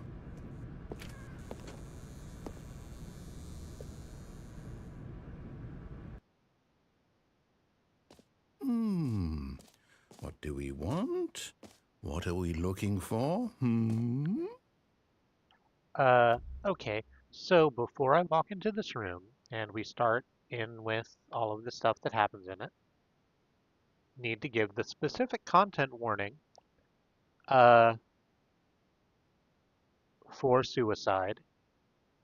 That wasn't a word, maybe if you were unfamiliar with this game, that you were expecting to hear. But it is the word I'm using specifically. We're gonna be running up on that a little bit.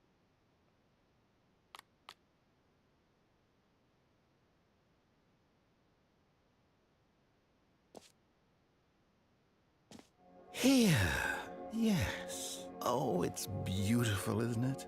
If we just stay right here, right in this moment with this place, Stanley, I think I feel happy. I actually feel happy.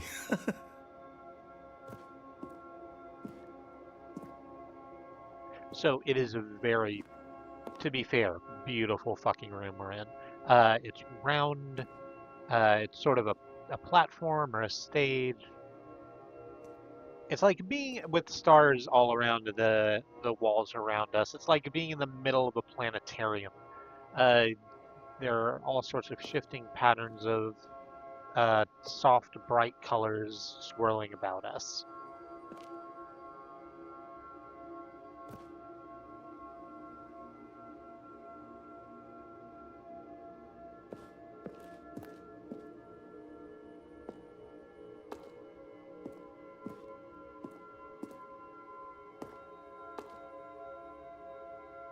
Now little flashes of green light around the rim. So what the narrator wants us to do is just sort of stop and just be here in this beautiful room.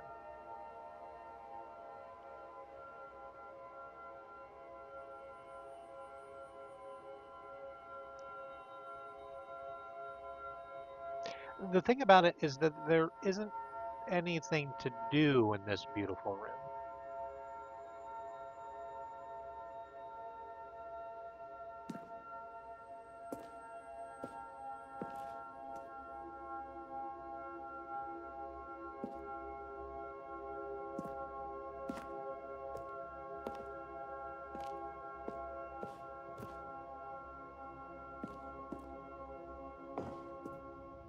No, wait. Where are you going? Out of the room into this sort of back area. Oh no. Stay away from those stairs. If you hurt yourself, if you die, the game will reset. We'll lose all of this.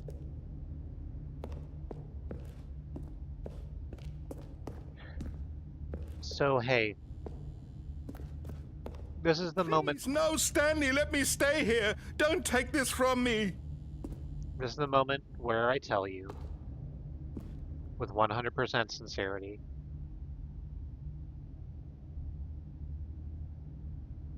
that I do not approve of suicide. If you are a person who knows me, like even a little bit, in a way, Please, Stanley, think about what you're doing. that's personal. That is probably a thing you know about me.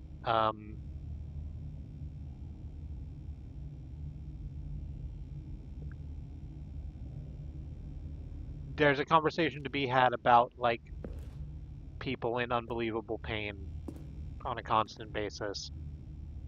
But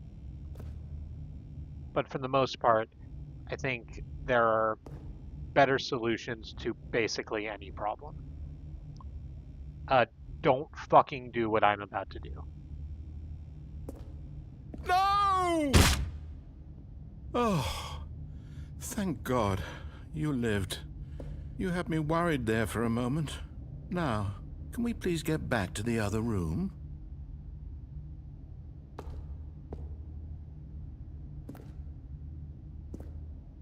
Sure.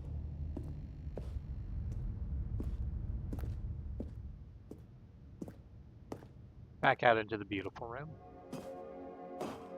There. See? This is what you want. This is where we can both be happy. We really can. If we stop moving, we just have to stop moving.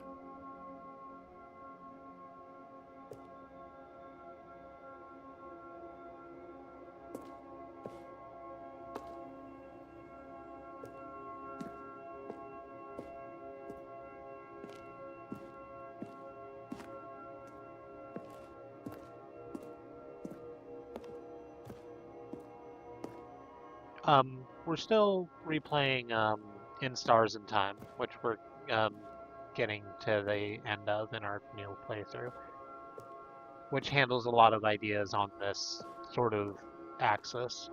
And again, Stanley, go back.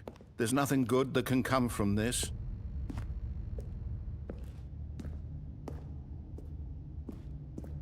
No.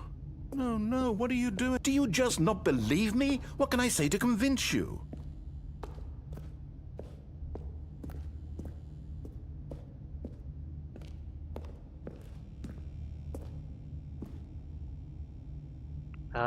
all right. Stanley, let's go back to the other room. Can you do that for me? My God, is this really how much you dislike my game? That you'll throw yourself from this platform over and over to be rid of it? You are literally willing to kill yourself to keep me from being happy. Am I reading the situation correctly?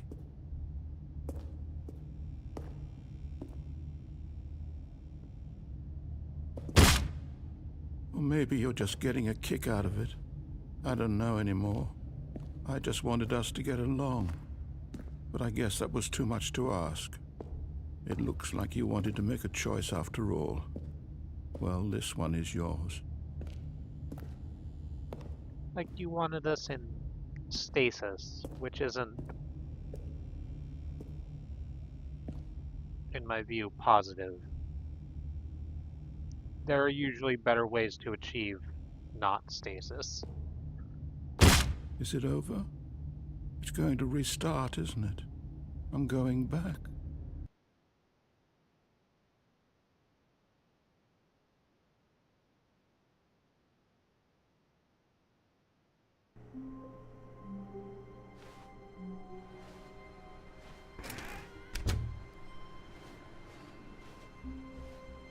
Um, well, I came out of the first room, and the second room has just a Stanley, I'm sorry, painting of but I the have to put a wall. pause on things. It's those figurines, those figglers. I haven't stopped thinking about them since you nabbed every last one. Wasn't it just the most intrinsically fulfilling moment of your entire life? Didn't it fill you to the brim with inner richness? Yes, I know we're supposed to be telling a story, but won't you please indulge me with one more trip back to the memory zone? I would love nothing more than to revisit the figurines. Just one more time. All right.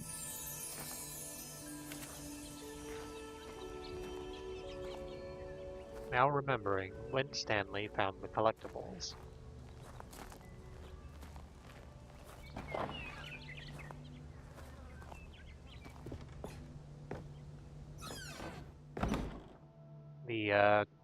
The memory zone is itself a little reworked. That's okay. Let's go down this hole. Here's where it all began. The first collectible. Back then, we had no idea of how many of them we'd find. Sure, it said 6 right there on the screen, but how could we know for certain? We were so innocent. We'll never be like that again, Stanley. I mean, let's go ahead and collect this one too. We are now at 7 out of 6 figurines.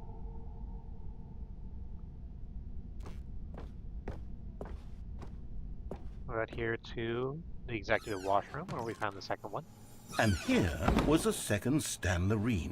You found this one all on your own, just by poking around in the boss's bathroom. You did that, Stanley. I'll be honest. Back then I had no faith in you to find any of them, let alone 6. But you continue to surprise me in all sorts of mundane, unremarkable ways. I get that a lot. 8 of 6.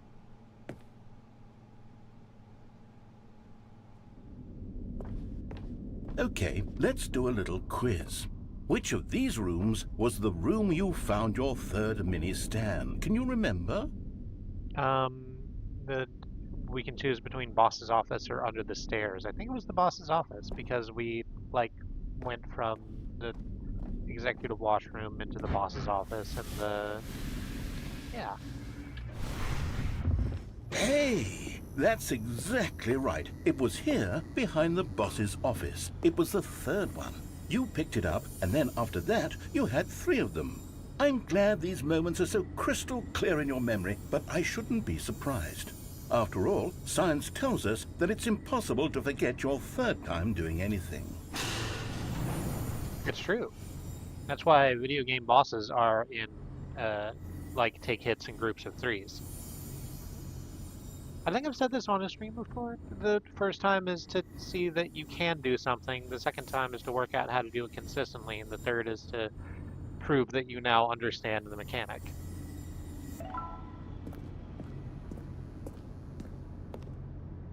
Let's see, Go what through came next? Here? Oh yes, we found a Figley in this pink room. Oh, well, I can't actually say I remember being in this room, but it's here in the memory zone, so it must have happened. Sure, I really like this apple sculpture. This looks like a room from Superliminal. I don't think it is, it just kind of has that vibe. I am going to take this Figlery though. 10 out of 6.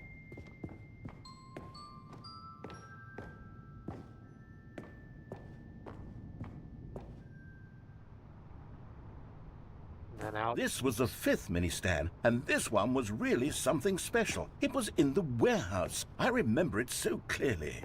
In fact, because this one is particularly special to me, I made a little video to commemorate the occasion. Enjoy. Okay. How You Found It by the narrator. Fucking Windows Movie Maker ass. What's that back there? It's mini stand number 5.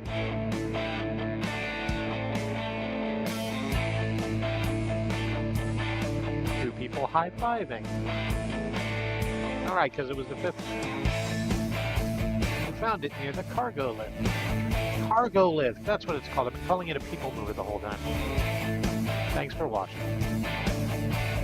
Credits directed, edited, music, produced, best voice, the narrator, starring Stanley, copyright the narrator. Takes you back, doesn't it? I spent a lot of time making that video, but it was 8 minutes I wouldn't have spent on anything else. 11 of 6. Let's go back to the duct. Which leads out to... Oh, right, the red and blue doors. And then, Stanley, then we came to the last collectible, the final figurine, right here by the red and blue doors. This memory is the most distinct and clear in my mind, perhaps because it was the one that happened more recently than all the others. Who can truly say how the mind works? All I know is that this is the moment where you picked up a Figley and I thought to myself, yes, that's all of them. They're all collected. It was a moment unlike any other. Except for the other moments picking up figurines, which it was exactly like. 12 of 6.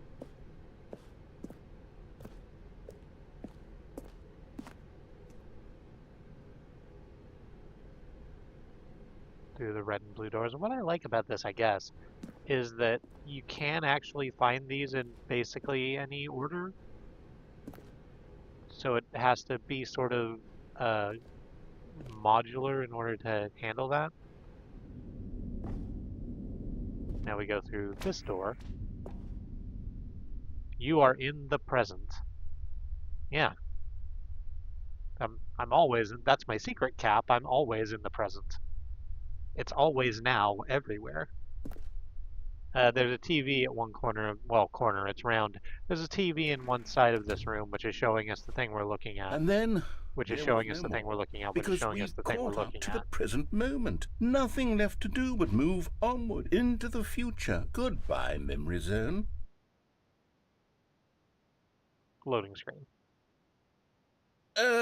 No, I'm not done. I'm not ready to move on. Stop the loading screen. Isn't there some way we can stay here, keep enjoying these figurines? Let's just go backwards. We'll do the memory zone again from the opposite direction. See how that feels.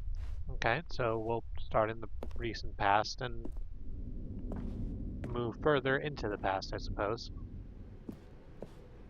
Okay, yes, the room with the red and blue doors. I remember this. I must say, of all the figurines we looked at in our initial tour of the memory zone, this one is the most distinct and clear in my mind. Let's keep going. I want more. We now have like 13 out of 6.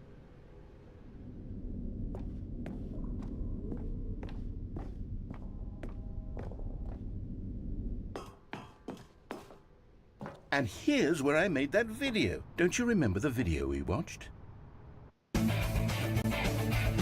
Same video in double time. Yes, I love that video.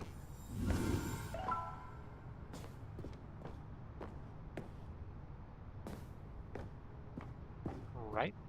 Let's head back this way to... Oh, right, the pink room. Still don't remember the pink room, Stanley. Still no memory of this one. Good room, though. A solid room.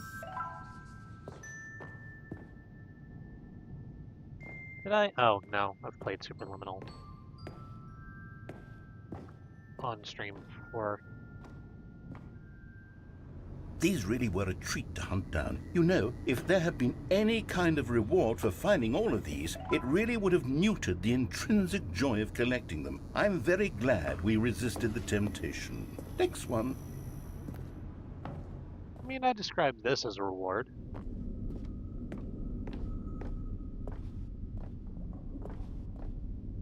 Oh, hang on. Can we go through to under stairs?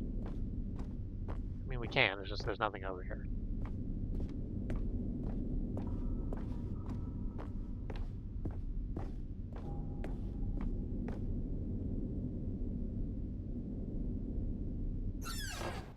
This was our second Figley. Don't you remember? Yes, I remember it too. The past is truly a wonderful thing. Why does anyone ever choose to leave it? Keep going. This is the very first one we found in the exhibit where I introduced you to the figurines. Oh, I want more memories, Stanley. I want to keep going. What else is there? What came before this? Collect them all. Does this head back out to the... Oh, sort of. Oh, it's the jump circle. Look, it's the terrible new content that we were originally sold on. I remember hating it back then, but time does put a rosy filter on everything. In fact, I dare say I'm actually quite fond of it now. Look how much fun the past is. I want more. More memories.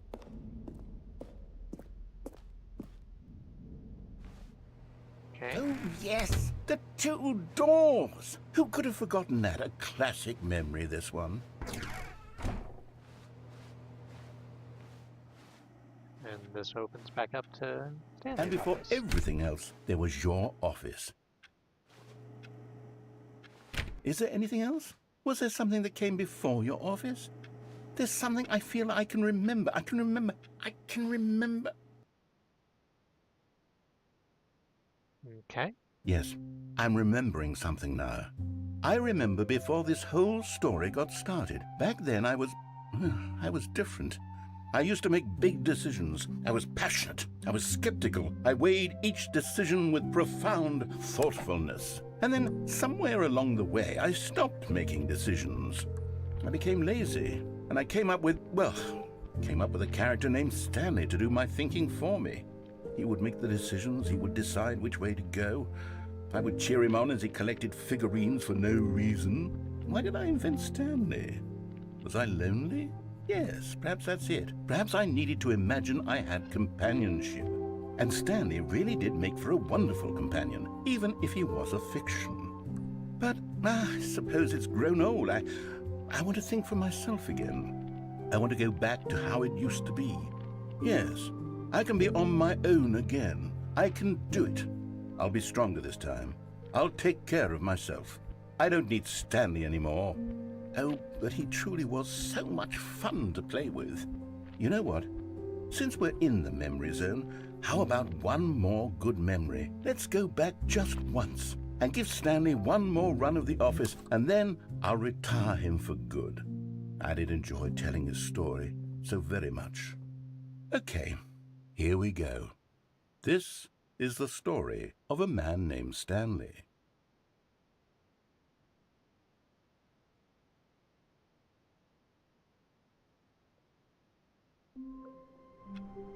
All right.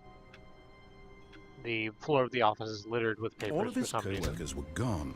What It is could like it that mean? sometimes. Stanley decided to go to the meeting room. Perhaps he had simply missed a memo. So there are so many fucking endings. No matter how hard Stanley looked, he couldn't find a trace of his co-workers. To this game. And I'm slightly worried that if I complete one more that we're going to get to the epilogue. But there's a lot more stuff. When Stanley came to a set of 2 open doors, he entered the door on his left.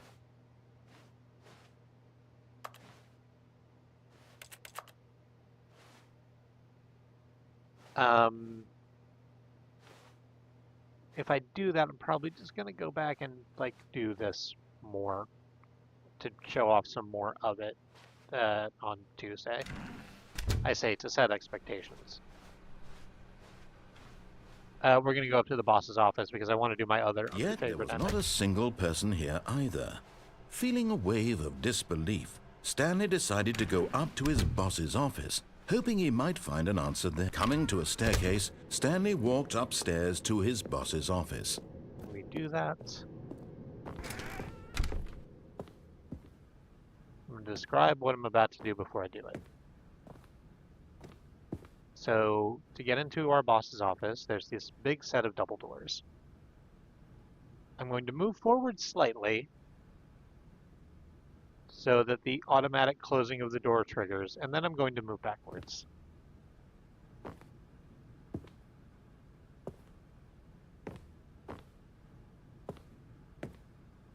I need to do it just right.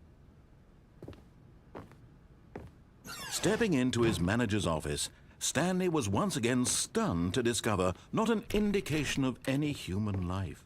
What could it mean? Stanley wondered aloud to nobody. He began wildly tearing through papers on the boss's desk, pulling books off the shelf. Oh, that's fun. I'm gonna hit begin the game again. Because I literally just fucking bricked the thing. All of his co-workers were gone. What could it mean? Stanley decided to go to the meeting room. When Stanley came to a set of 2 open doors, he entered the door on his left. I didn't do either of the things that you can do there. Either go through the door and do the thing, or Stanley go through and back up and do the thing I wanted to do. Hoping he might find Instead of that, I managed to go close enough to make the door close thing happen, but then not actually back up enough to trigger the other event. So the moment there we go. Did it right that time. So the narrator is trapped in there. He's not with us anymore. So fuck this. Let's go back. Can you get down to the garage while you don't have the narrator? Or is that door's closed? That makes a lot of sense. That would be a weird ending to do without the narrator. Nope. Hang on. Went too far back up. So we're just gonna tread back across the hallway. We can get into the broom closet. Ah, there's no one to tell us off for being in the broom closet now.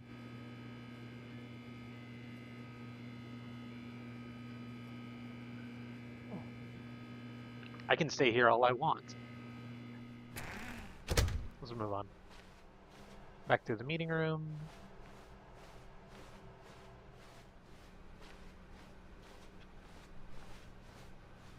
Down the hallway, through the two doors room.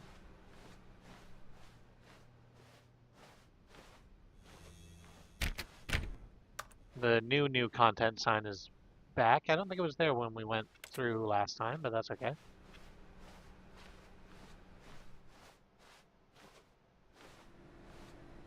And this door is open.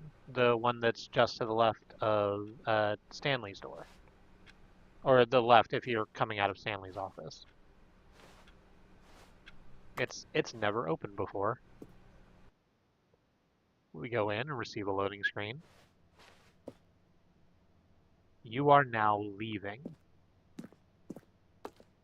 There's an elevator. We do not appear to be able to activate the elevator, but there's doors. Or there's stairs, rather. Escape pod bay on floor 760. We are on 754, so let's go up.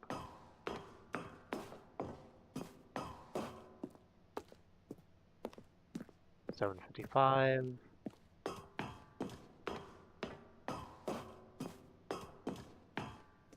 $56.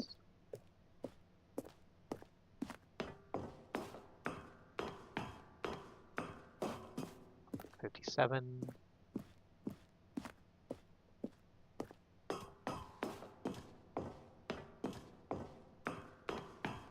$58.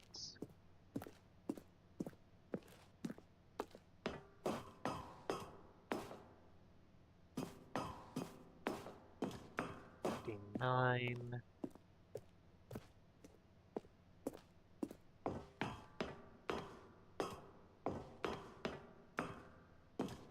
$60.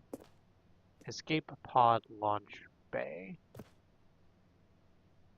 Entering the escape pod will initiate a relay something something once triggered cannot be disabled or paused something something must be present in order something something intended something something do not prove something.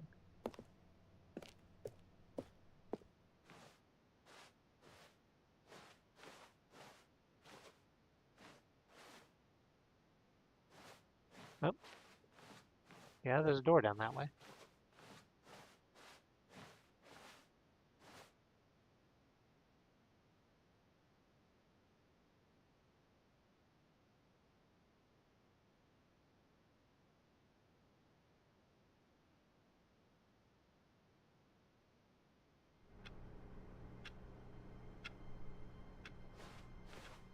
All of his co-workers were gone.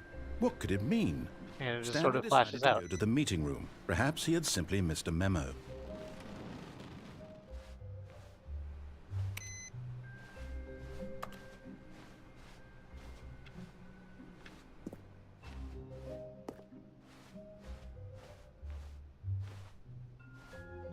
What time is it? So apparently we're not gonna get the epilogue immediately. I think there's time for one more. What ending do I want to do?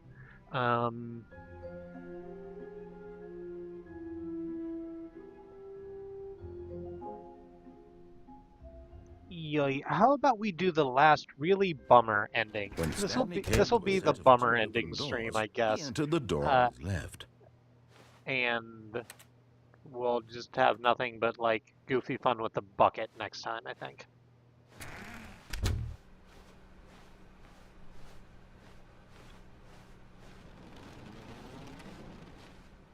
Yet there was not a single person here either. Feeling a wave of disbelief, Stanley decided to go up to his boss's office. Coming to a staircase, Stanley walked upstairs to his boss's office. So we're not going to do that. We're going to go downstairs instead. So, hey, before I go into the garage. Um, this ending is colloquially known as the madness ending, and it deals with feelings of unreality,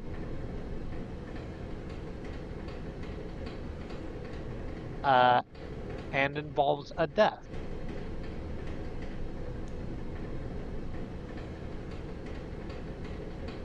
So that is that content warning. But Stanley just couldn't do it. He considered the possibility of facing his boss. Admitting he had left his post during work hours, he might be fired for that. And in such a competitive economy, why had he taken that risk? All because he believed everyone had vanished? His boss would think he was crazy. And then something occurred to Stanley. Maybe, he thought to himself, maybe I am crazy. All of my co-workers blinking mysteriously out of existence in a single moment for no reason at all? None of it made any logical sense. And as Stanley pondered this, he began to make other strange observations. For example, why couldn't he see his feet when he looked down? Why did doors close automatically behind him wherever he went? And for that matter, these rooms were starting to look pretty familiar. Were they simply repeating?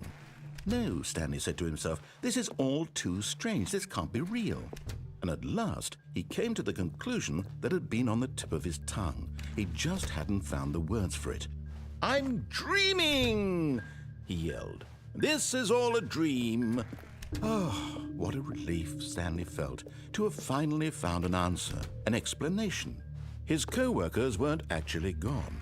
He wasn't going to lose his job. He wasn't crazy after all. And he thought to himself, I suppose I'll wake up soon. I'll have to go back to my boring real-life job pushing buttons. I may as well enjoy this while I'm still lucid. So, he imagined himself flying and began to gently float above the ground. Then he imagined himself soaring through space on a magical starfield, and it too appeared. It was so much fun, and Stanley marveled that he had still not woken up. How was he remaining so lucid? And then perhaps the strangest question of them all entered Stanley's head. One he was amazed he hadn't asked himself sooner. Why is there a voice in my head dictating everything that I'm doing and thinking? Now the voice was describing itself being considered by Stanley, who found it particularly strange. I'm dreaming about a voice describing me, thinking about how it's describing my thoughts, he thought. And while he thought it all very odd and wondered if this voice spoke to all people in their dreams, the truth was that, of course, this was not a dream. How could it be? Was Stanley simply deceiving himself, believing that if he's asleep, he doesn't have to take responsibility for himself? Stanley is as awake right now as he's ever been in his life. Now, hearing the voice speak these words was quite a shock to Stanley. After all, he knew for certain, beyond a doubt, that this was in fact a dream. Did the voice not see him float and make the magical stars just a moment ago? How else would the voice explain all that? This voice was a part of himself too. Surely, if he could just... He would prove it. He would prove that he was in control, that this was a dream. So he closed his eyes gently, and he invited himself to wake up. He felt the cool weight of the blanket on his skin, the press of the mattress on his back, the fresh air of a world outside this one. Let me wake up, he thought to himself. I'm through with this dream. I wish it to be over. Let me go back to my job. Let me continue pushing the buttons. Please, it's all I want. I want my apartment and my wife and my job. All I want is my life exactly the way it's always been. My life is normal. I am normal. Everything will be fine. I am okay.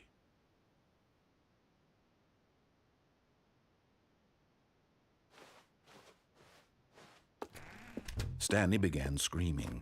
Please, someone, wake me up. My name is Stanley. I have a boss. I have an office. I am real. Please, just someone tell me I am real. I must be real. I must be. Can anyone hear my voice? Who am I? Who am I? And everything went black.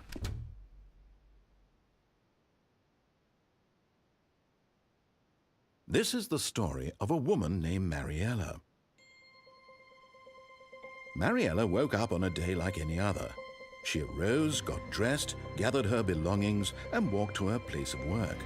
But on this particular day, her walk was interrupted by the body of a man who had stumbled through town talking and screaming to himself, and then collapsed dead on the sidewalk. And although she would soon turn to go call for an ambulance, for just a few brief moments she considered the strange man. He was obviously crazy, this much she knew. Everyone knows what crazy people look like. And in that moment, she thought to herself how lucky she was to be normal. I am sane. I am in control of my mind. I know what is real and what isn't. It was comforting to think this, and in a certain way, seeing this man made her feel better. But then she remembered the meeting she had scheduled for that day, the very important people whose impressions of her would affect her career, and by extension, the rest of her life. She had no time for this, so it was only a moment that she stood there, staring down at the body. And then she turned and ran.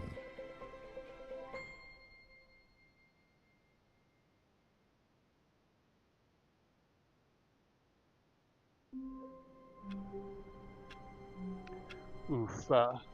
Okay. All of his co-workers were gone. What could it mean?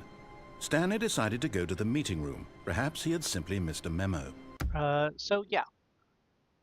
It is 11 o'clock, and I know I said I was going to go a little bit later because I started a bit later, but it turns out that was a lie, and that's going to be where we stop for the evening. Those are the... I was about to say those are all of the bummer endings, and it's not. There's one other one.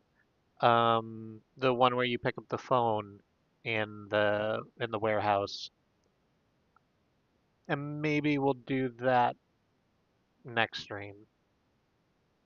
I'll think about it. Um, but yeah, in the meantime, yeah, this game is still good. I'm excited to share more of it later. I do have an idea for what the next game after this is. It's rare that that's not something I've been doing. Uh, Either of us, Remy or I. We've kind of been flying by the seat of our pants ever since like Silk Song, because like a Hollow Knight is something that we care about a lot, that Remy was very excited to play, and which further we had um, bought for us twice over. So uh, it was sort of a thing that must be done. Uh, it was something that Remy was very happy to do. But ever since then, it's just kind of been, oh, what else? What else is there? And we've kind of been playing stuff. But I got something to actually to play after I'm done with this. I think this Stanley Parable is going to be the next couple weeks, or not the next couple weeks, the next couple streams, the next Tuesday and Friday, and then we'll maybe do a palette cleanser and then switch over to a new thing, which I'm really excited by. It's the first new-ish uh, game that I've played on stream in a while. Definitely the first game I've played on stream where I didn't have a good idea of what it was going to be going in. Still don't, but that's in the future. Stanley Parable, everything's in the future. That's the thing about the future. It's always just ahead of you.